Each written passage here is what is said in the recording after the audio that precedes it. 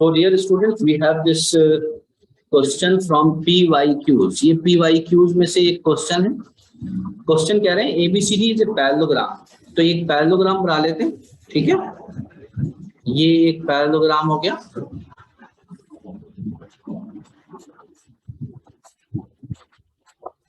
Okay, इस parallelogram का नाम रख देते हैं A, B, C और D. ABCD is a parallelogram. कह रहे हैं X and Y are the midpoints of BC and CD. BC and CD. तो ये जो पॉइंट है ये X है और ये मिड पॉइंट है, और ये जो पॉइंट है ये बेसिकली Y है और ये भी मिड पॉइंट है. ये दोनों जो पॉइंट है X और Y, ये दोनों मिड पॉइंट है अपनी अपनी साइड्स पर. ओके, बात समझ में आती है? ठीक है. अब एक ट्राइंगल हम कंस्ट्रक्ट करेंगे जो इन्होंने कहा है AXY. ग्रीन कलर से मैं कंस्ट्रक्ट कर रहा हूं AXY. ये ट्राइंगल कंस्ट्रक्ट करना है हमको, और हमें इसका एरिया चाहिए. हमें बेसिकली इसका एरिया चाहिए in terms of the area of the parallelogram. क्या मेरी बात समझ में आती है? ठीक है.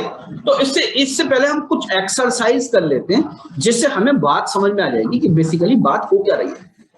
ओके, बात समझ में आती है? ध्यान से देख लीजिए एक्सरसाइज क्या है.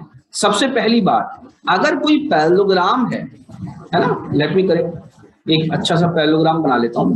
तो उसके अंदर मैं कुछ बातें आपको बताऊंगा, वो याद रखनी है आपको. ठीक है, एक पैरेललोग्राम है.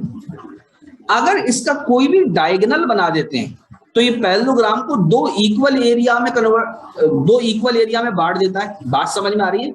अगर एक भी डायगोनल हम बना देते हैं तो ये पैरेललोग्राम को कितने एरिया में बांट देगा बच्चों? दो इक्वल एरिया में बांट देगा, दो हाफ में बांट देगा. बात समझ में आ रही है?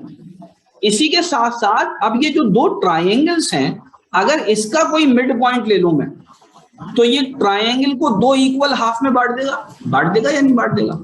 तो यानी ये जो एरिया आया ट्राइंगल का, ये 1/4 आया. क्या मेरी बात समझ में आती है? ठीक है. तो अब ध्यान से देखिए मैं क्या लिखने जा रहा हूं. ठीक है, अब मैं इस ट्राइंगल की बात कर रहा हूं. ये बताइए ये 1/4 हो जाएगा पूरे एरिया का या नहीं? ये जो ट्राइंगल है, कौन से ट्राइंगल की बात कर रहा हूं बच्चों में? कौन से ट्राइंगल की बात कर रहा हूं मैं? ये ब्लू से देखिए, ब्लू से बना रहा हूं ये वाला ट्राइंगल. ये वाला ट्राइंगल पूरे पैरेललोग्राम का 1/4 हो जाएगा. क्यों 1/4 हो जाएगा? क्योंकि Y बेसिकली मिड पॉइंट है इसका C का. क्या मेरी बात समझ में आती है? ठीक है, तो ये 1/4 हो गया जो कि बेसिकली इंक्लूडेड नहीं है उस ट्राइंगल के अंदर. ओके, बहुत अच्छी बात, शाबाश. ये बताइए ये भी 1/4 हो जाएगा, ये वाला जो ऊपर वाला ट्राइंगल पूरे पैरेललोग्राम का. क्यों? क्योंकि ये X मिड पॉइंट है. बात समझ में? एक साइड का, तो एक साइड का मिड पॉइंट और एक वर्टेक्स अगर मिला दें तो बेसिकली 1/4 हो जाता है पूरे पैरेललोग्राम का एरिया. ये अभी हमने बात सीखी. ओके, तो ये फालतू की लाइन में मिटा देता हूं, ये 1/4 हो गया. तो 1/4 तो ये आपका एरिया निकल गया. 1/4 यहां पर निकल गया और 1/4 यहां पर निकल गया. लेकिन अभी ये वाला एरिया बचा, ये वाला एरिया. अब देखिए इसको कैसे हल करेंगे हम, ध्यान से देखिएगा. अब इसको, ये कितना होगा, ये वाला एरिया कितना होगा, ये और निकाल लेते हैं, बहुत आसानी से हो जाएगा. अब ध्यान से देखिए, अब इसी पैरेललोग्राम के अंदर ये जो पैरेललोग्राम है, एक पैरेललोग्राम बना लेते हैं.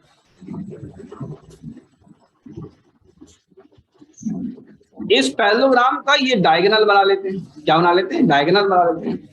इस डायगोनल में ये वाली साइड का मिड पॉइंट और ये वाली साइड का, यानी ये इसके बराबर है और ये वाली साइड इसके बराबर. जब मिड पॉइंट हम ज्वाइन करते हैं तो ये इसके पैरेलल हो जाएगी, नहीं हो जाएगी?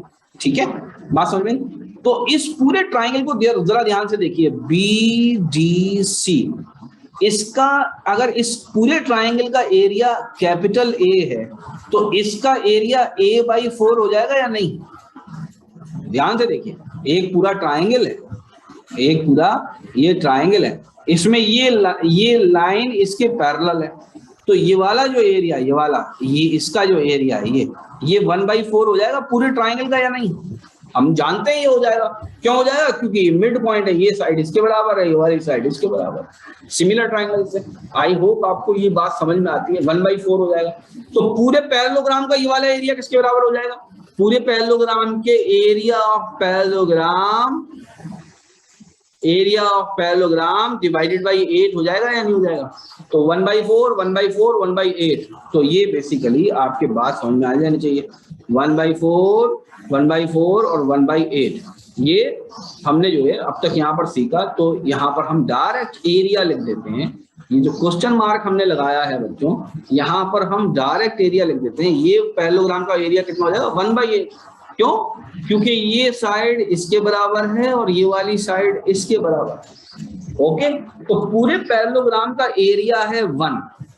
उसमें से एक बार 1/4 चला गया ये वाला, एक बार और 1/4 चला गया ये वाला, बात समझ में? और एक बार क्या घटा दिया हमने? 1/8 घटा दिया। कौन सा वाला? ये वाला। तो हमारे पास क्या बचेगा? Area of triangle C, sorry area of triangle कौन सा बचेगा?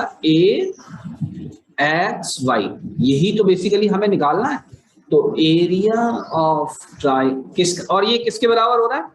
Area of parallelogram. यहां पर हमें लिखना पड़ेगा area of parallelogram ABCD। Okay, तो area of triangle AXY is equal to, इसको कैलकुलेट कर लेते हैं। ओके, तो एलसीएम आ जाएगा 8 -2 -1 multiplied by area of parallelogram ABCD। Okay, तो 8 - 5 upon 8 area of parallelogram ABCD is equal to 3/8 area of parallelogram ABCD। बच्चों explanation थोड़ा सा लंबा है इसका, लेकिन जब आप खुद से करेंगे तो ये बेसिकली इतना लंबा नहीं होगा। मैंने तो हर पॉइंट समझाया है। आपको एंट्रेंस के अंदर इतने सारे पॉइंट लिखने की जरूरत नहीं है। ये सारी बातें तो दिमाग में चलेंगी, तो आप बहुत ही आसानी से इस सवाल को कर सकते हैं। Okay, I hope that you got the solution of this question. अगर आपके नहीं समझ में आया तो आप दिए हुए व्हाट्सएप नंबर पे मैसेज कर सकते हैं। Okay, thank you very much.